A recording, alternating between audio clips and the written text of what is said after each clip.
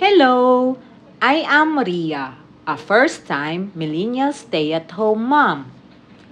Bakit ko ba ginagawa itong pag-share dito sa social media?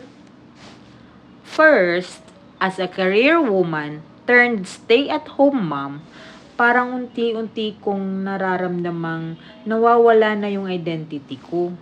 To the point na pati pag-request lang ng certificates sa agencies, kinakabahan na ako.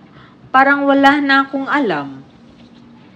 Second, it's about practicing and doing things again na dati kong libangan. At least, hindi ko ma-feel na stagnant ako o na walang special na nangyayari sa araw-araw ko. And lastly, to record moments and events para may mabalikan ako sa future.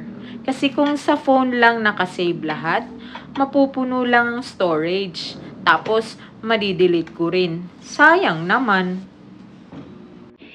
Mangaan kita ng champorado breakfast namin. Egg. Ito, champorado. Instead ng, yung ginamit ko nito ay oatmeal. Hindi siya yung malagkit. Tapos nilagyan ko siya ng chia seed, coconut oil, and cinnamon. That's it. Usually, nag-iuna ko ay inuuna kong kainin egg. Cheers! Next ko to. Niref ko to. Pre-cook na ito. Diba? Discarding nanay.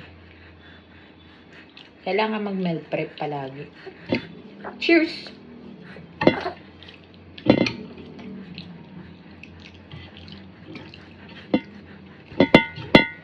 Okay, bye-bye.